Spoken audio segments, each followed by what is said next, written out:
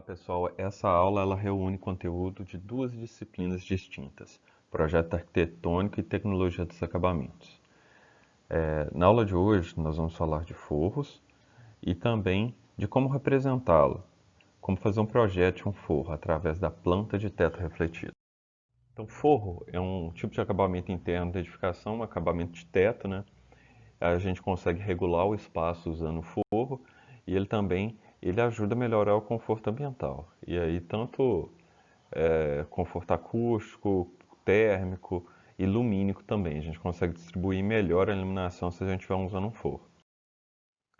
E quais são as funções do rebaixamento de teto, né? Por que a gente coloca um forro?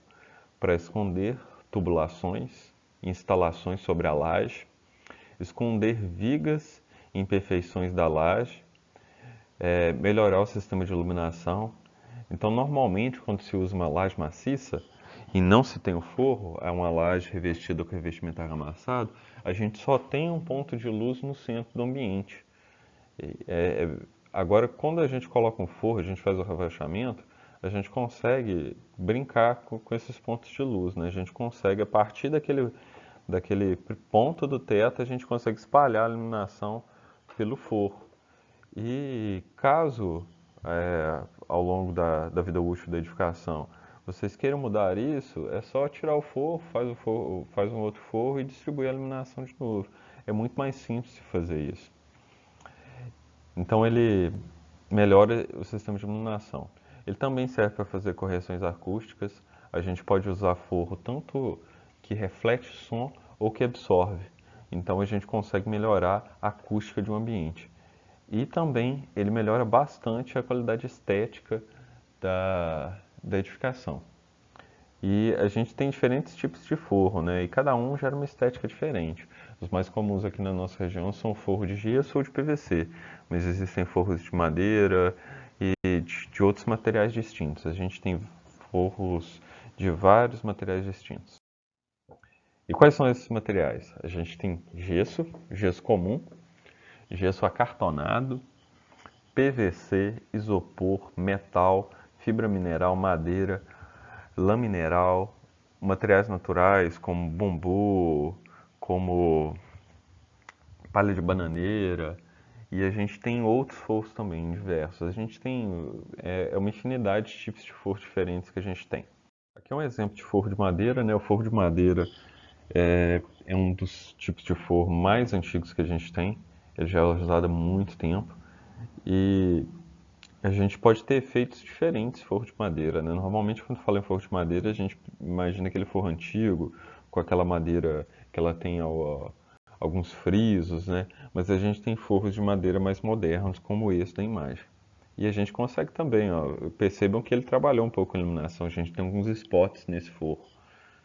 E fica uma aplicação contemporânea. Esse é um forro de PVC, ó, é um clássico forro de PVC. Lembrando que o forro de PVC também a gente consegue ter forro de PVC de cores diferentes, apesar que o branco é o mais comum. Esse aqui é um de forro de fibra mineral, que ele tem esses orifícios aí para melhorar a acústica do ambiente também. Ele é um material absorvente, isolante acústico, e ele também é um isolante térmico. Esse aqui é um forro de bambu. Ele tem um desenho bem interessante, ó. As fibras de bambu trançadas.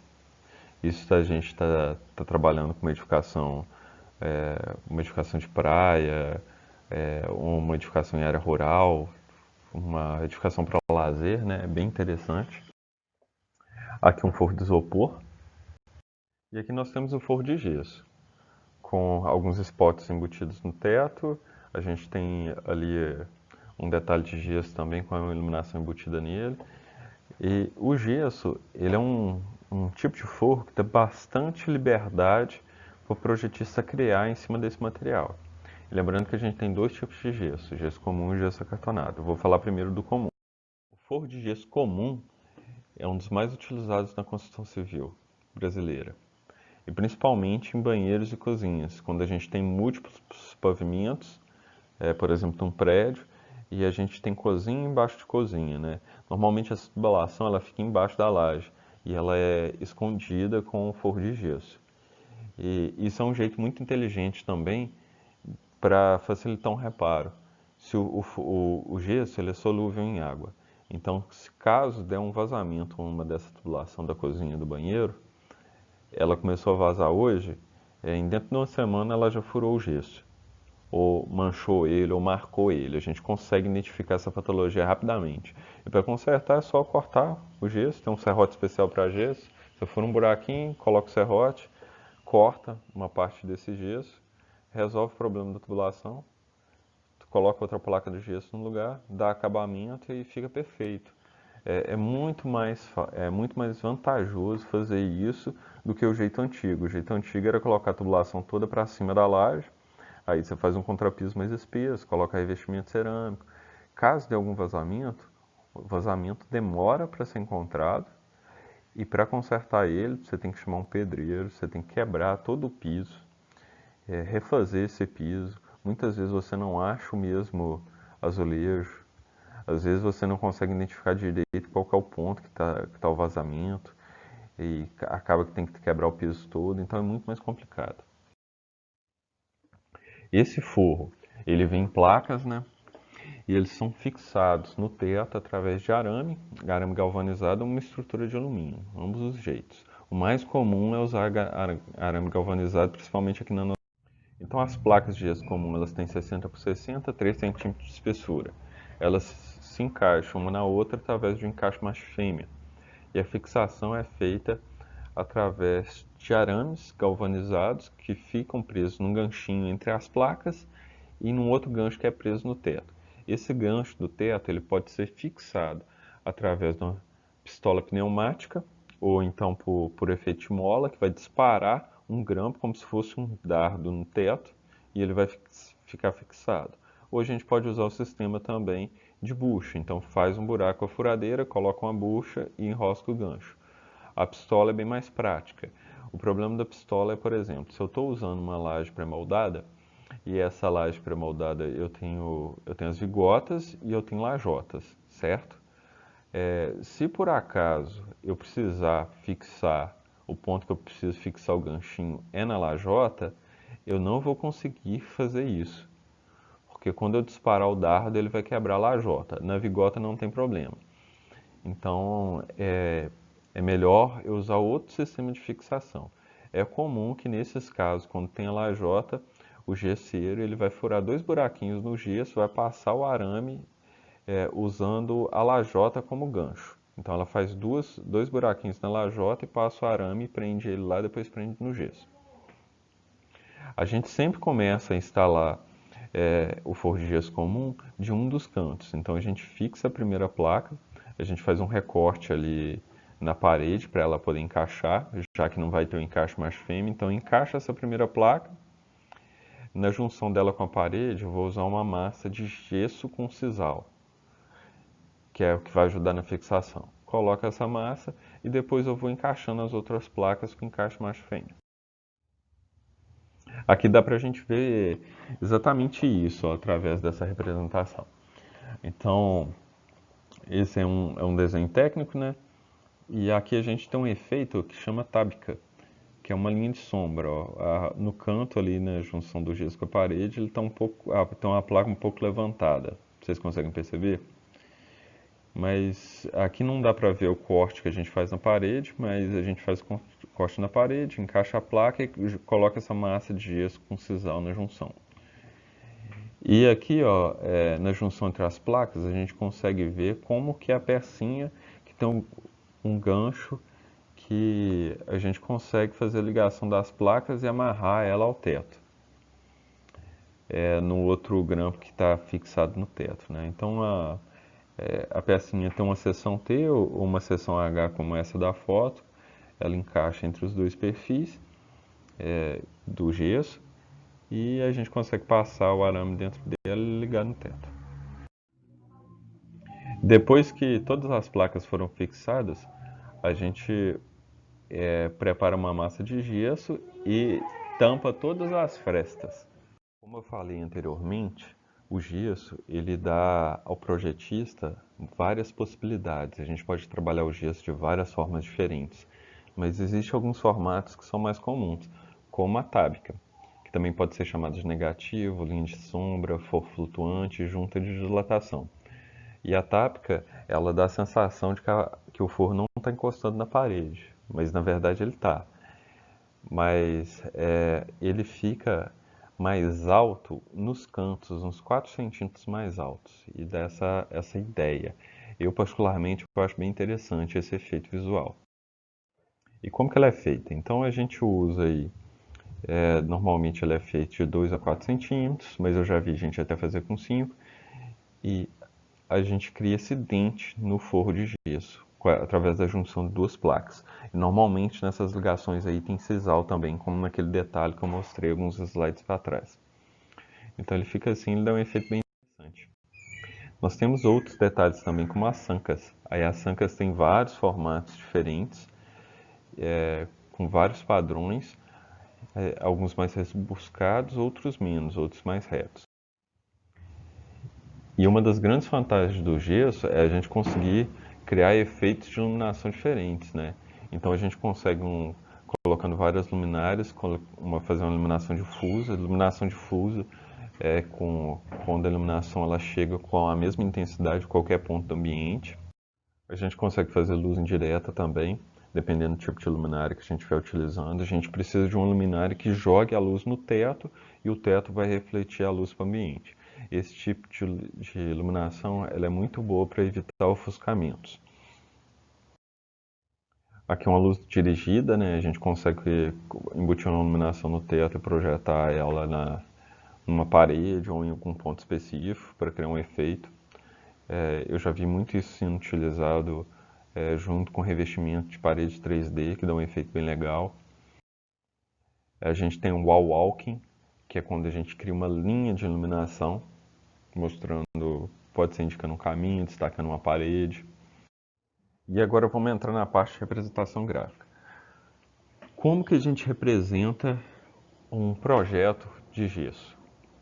A primeira coisa, a gente faz ela a partir de uma planta baixa com layout, para a gente ter referência de onde está o mobiliário, de onde a gente precisa jogar os pontos de luz. Segunda coisa, se a gente tivesse, essa é uma planta baixa, certo, que está na imagem. Se a gente estivesse olhando para o teto, a gente veria uma imagem espelhada. Mas em projeto a gente faz com a mesma orientação da planta baixa, e a gente chama ela de planta de teto refletido. Mas vocês nem precisam pensar nisso, só pensa que a gente vai representar o teto a partir do desenho que a gente tinha de planta baixa com layout. Então tem a planta baixa com layout. Eu marco os pontos de iluminação a partir do meu layout, né? O que eu quero fazer, por exemplo, eu coloquei um spot ali em cima da mesa de computador para eu ter uma iluminação dirigida ali. Perto do guarda-roupa eu tenho 3 spots também alinhados. Estou fazendo um wall walking. E eu tenho uma iluminação central. Tem um ponto de luz também em cima do criado. Então eu planejo como vai ser a minha iluminação utilizando o meu layout. E como que eu faço isso? Você vai pegar seu arquivo de CAD, sua planta baixa com layout, você vai criar um layer específico para forro de gesso e para iluminação, distribui a sua iluminação, faz o seu desenho do gesso, considerando o mobiliário, e depois você desliga o, o layer que estava com o mobiliário. Aí vai sobrar o quê? Vai sobrar só o desenho do forro de gesso que você fez e os pontos de iluminação. Nessa planta a gente cota os pontos de iluminação para o gesseiro conseguir fazer os furos dos spots no lugar certo. E uma coisa muito importante, na hora que a gente vai fazer esse tipo de gesso, esse tipo de trabalho, toda instalação elétrica a gente tem que estar pronta antes de fazer o forro. Então o eletricista ele tem que vir antes do gesseiro já preparar toda a instalação. Que não dá para ele fazer esse serviço depois, que ele não vai ter espaço para puxar esses fios a partir do ponto central. Então isso tudo tem que estar pronto antes de fazer o forro. Então foi feito um desenho aqui, um desenho X aí em função do layout. Então aquela planta do desenho anterior é a planta de teto refletido. E aqui a gente tem detalhes. A gente sempre faz detalhes em forro de gesso. Então, ó, aquele gesso lá que eu mostrei na planta anterior, ele tinha vários detalhes, né? Ele tem uma parte mais rebaixada aqui no lado direito, que está um detalhe 3. Esse aqui é um corte, né? A gente faz o corte e puxa os detalhes do corte. Ele tem um detalhe de um rebaixo ali do lado esquerdo também, e um dente logo depois, que é o detalhe 2. E aqui são esses detalhes, ó, como vão ser feitas essas ligações. Nesse caso aqui, o projetista não quis desenhar as ligações com gesso sisal, mas todas essas ligações de placas aí são feitas com gesso e sisal. O gesso comum, ele é muito interessante, mas ele tem algumas desvantagens. Então ele absorve umidade, ele está mais propenso a trincas e rachaduras dependendo do uso. Se você tem uma estrutura de uma casa que não está estabilizada, que ela está sujeita a movimentação, o seu forro vai trincar. Então, por exemplo, o que é muito comum aqui na nossa região? Às vezes a pessoa não coloca laje na casa, mas quer dar aquela aparência de casa com laje, né? Então ele faz um forro de gesso. Só que ele não coloca nenhuma cinta de amarração para travar a parte superior da casa. Aí o que acontece? A alvenaria ela movimenta e o gesso trinca. E o gesso trinca, você repara o gesso, ele trinca de novo. O gesso, nesses casos, ele sempre vai ficar trincando.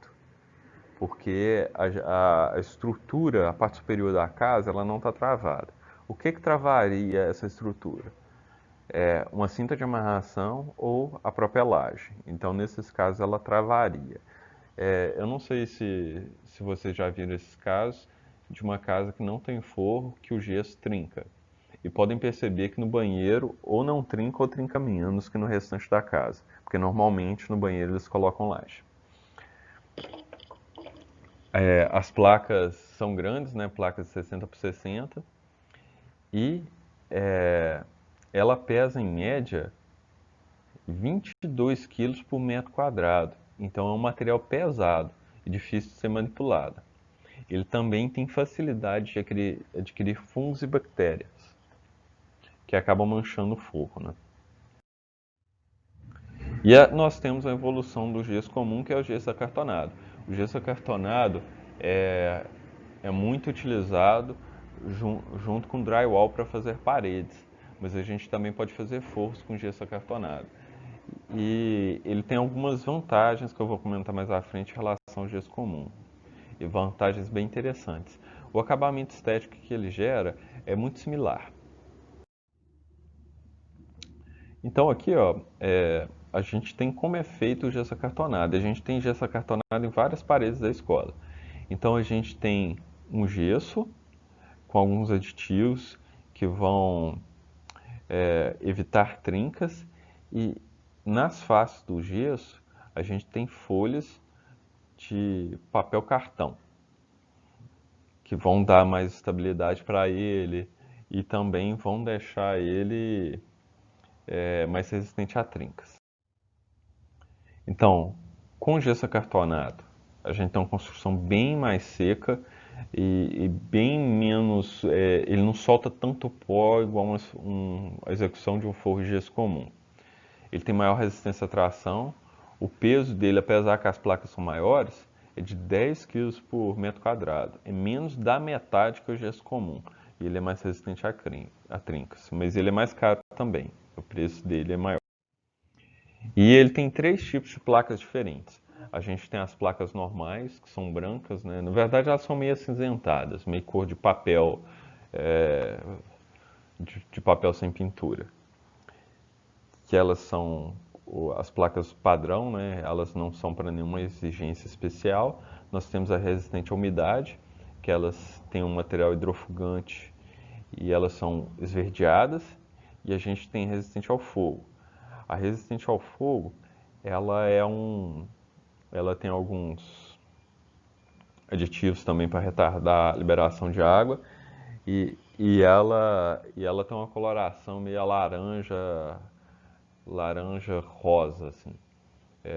Varia um pouco a tonalidade dependendo do fabricante, mas ela tem uma cor diferente também.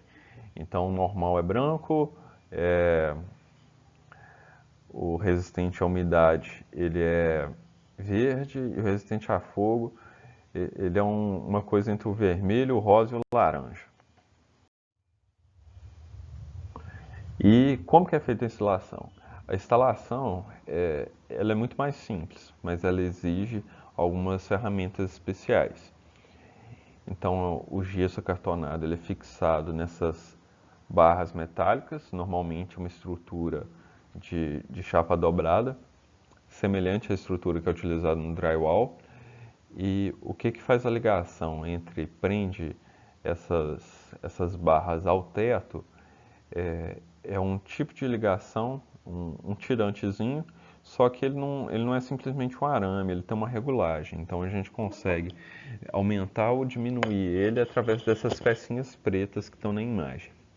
E as placas de gesso acartonado são parafusadas nessa estrutura. E a gente pode usar vários artifícios, né, para fixar essas placas, como o pessoal está usando essas pernas de pau. E as placas são bem maiores, tem placas que passam de 2 metros de comprimento. Então tem uma máquina com volante que eles conseguem levantar a placa, ela já nivelada e coloca ela de uma vez só. Isso aqui é o forro já instalado. Ó. Reparem que ali no fundo, no lado esquerdo, a gente tem uma placa esverdeada. Então essa placa esverdeada aí significa que ela é resistente à água. As outras placas são placas normais. Elas, como eu falei, ela tem uma cor natural do papel. E o gesso acartonado, ele é mais fino, a gente consegue fazer alguns detalhes interessantes com ele. A gente tem alguns gessos especiais também, que a gente consegue fazer curva com esse material. Então, quando a gente precisa fazer uma curva, a gente, ao invés de usar gesso comum, a gente usa gesso acartonado. Como ele é menos espesso, é mais fácil para a gente, por exemplo, embutir uma porta na parede, a gente consegue fazer isso com muito mais eficiência. É, dentro da semana de tecnologia dos acabamentos, eu vou colocar alguns vídeos também de execução desses forros. Na aula de projeto eu não colocarei. E aqui são alguns outros tipos de forro. Um forro de madeira, que eu comentei no início da aula, isso aí é numa igreja, né? Só que esse aí tem uma forma inusitada. Só que essa forma inusitada ela tem um propósito. Esse movimento criado com a madeira, ele melhora a acústica dessa igreja. Então ele tira um tipo de onda sonora que a gente chama de onda estacionária. Então ele melhora a acústica da igreja. Aqui forro de madeira também muito comuns em países de clima frio, né, onde eles utilizam normalmente telha asfáltica e a gente tem no sótão essa superfície plana que dá para a gente usar como um cômodo adicional, né, um teto. O teto ele fica, eles não têm as tesouras semelhantes às que nós temos aqui, na estrutura um pouco mais leve. Então eles têm esse vão lá que eles utilizam muito para fazer um cômodo adicional. Aqui um outro forro também, ó, que é uma estrutura de uma casa que é em madeira, né, madeira roliça. E antes dos caibros, eles colocaram o forro. Aqui também, ó, é uma área de lazer, né, provavelmente num sítio. E nesse caso aí, o forro está em cima dos caibros. Então a gente consegue ver os caibros e o forro está em cima deles. Que dá uma aparência bem interessante também, ele fica bem bonito. Madeira é um material natural, ele é renovável, ele pode ser reciclado, a gente pode reutilizar ela em outras aplicações, né?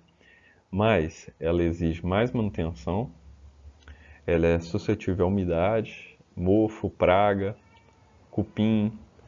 Então ela tem as suas vantagens, né? Dependendo do jeito que a gente faz esse forro, a gente consegue tirar proveito estético dele. Ele fica bem interessante, mas a gente tem que estar atento à manutenção desse tipo de forro. E quais madeiras a gente usa?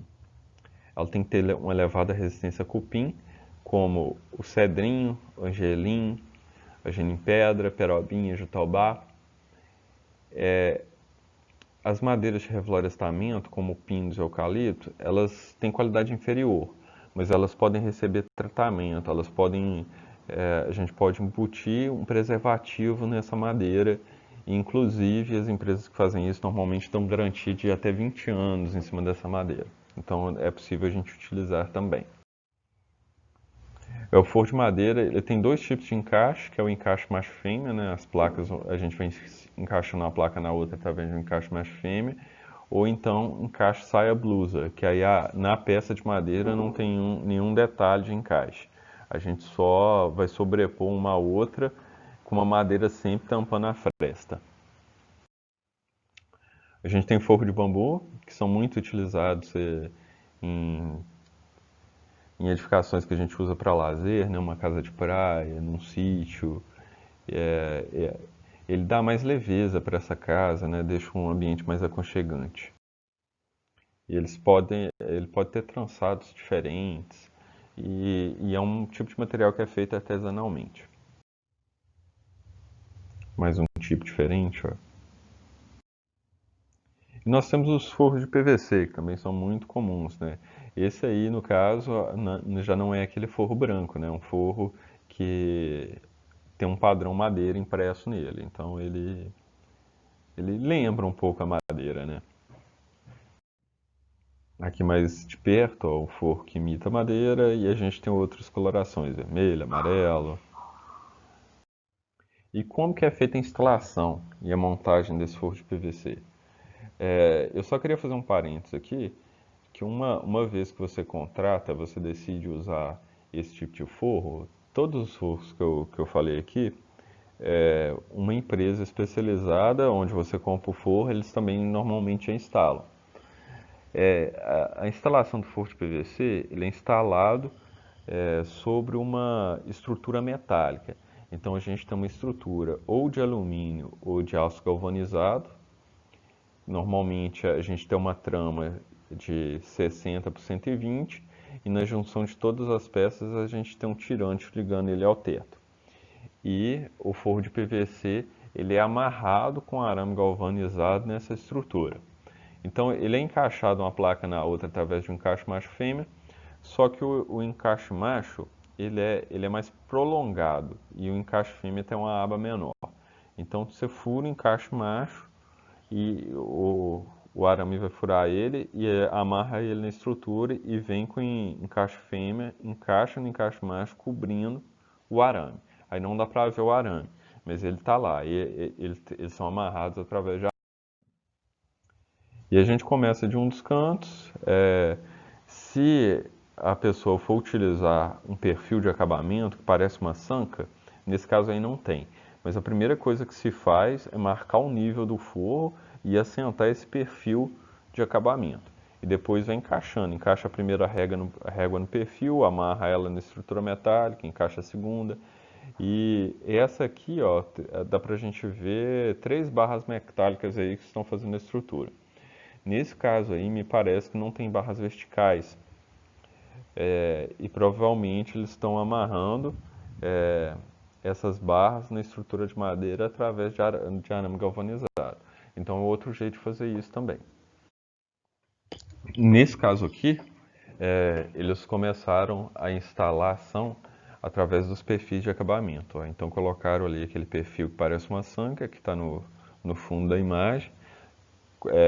Instalaram essas barras aí que os forros vão ser amarrados nela e depois eles vão vir encaixando as placas.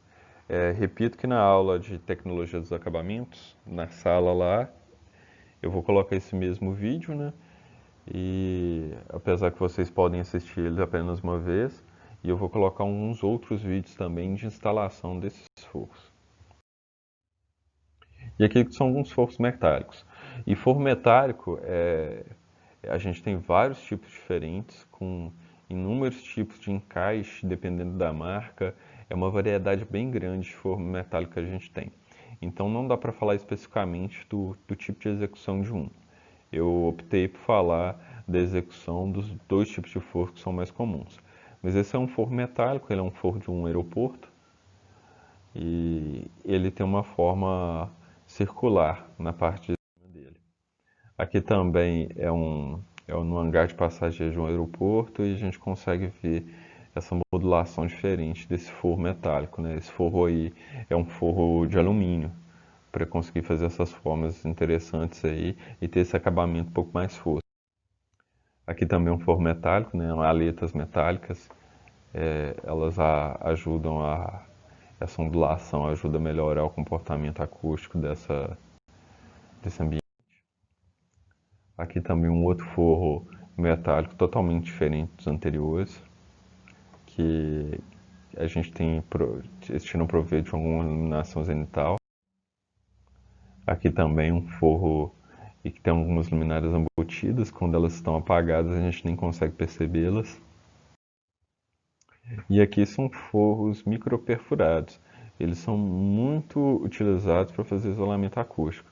Inclusive, em outros países, quando a gente tem rodovias e essa rodovia ela vai passar próxima de alguma comunidade residencial, né, até onde tem casas, a lateral da rodovia normalmente eles colocam fazem um muro com essas folhas metálicas microperfuradas. Normalmente eles usam até um aço com algum tratamento para ele não enferrujar, né?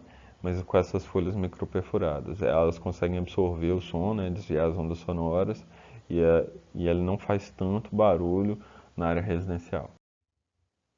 E aqui alguns forros acústicos, né, para tratamento. Ó. Então a gente consegue baixar alguns pontos do forro apenas, colocar algumas placas. Esse material ele pode ser tanto para refletir o som quanto para absorver, dependendo do que a pessoa quer, como que ela quer tratar esse ambiente, né? Então acho que se você já tem alguma experiência com música, você consegue entender bem o que eu estou falando. Se você quiser deixar aumentar a reverberação naquele ambiente, o que é aumentar a reverberação?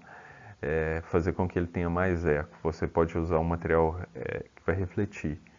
Se você quer tirar a reverberação, você usa um material que absorve. Então você pode deixar o som mais vivo ou mais apagado, dependendo do efeito que você quer ter. Por exemplo, na sala de música da nossa escola, foi usado material absorvente. Então a ideia ali é que o som morra, o som não vai sair dali e ele não vai ter quase nenhuma reverberação. Então você bate uma palma, você não escuta o eco dela. Mas normalmente eles usam isso em estúdio, mas dependendo do efeito que quer se dar também pode usar algumas placas para refletir som, dependendo de como vai ficar a gravação. E aqui mais alguns forros acústicos, ó. Nessa foto da direita dá para ver que ela cria uma ondulação também. Isso aí é para tirar onda transitória. Então dá pra gente fazer vários efeitos acústicos usando forro. Aqui mesma coisa, ó, na foto da esquerda a gente tem várias placas com material absorvente a alturas diferentes. Isso tira a reverberação do ambiente. E aqui nessa última foto um forro com material isolante acústico. E normalmente esses materiais isolantes acústicos também são isolantes térmicos.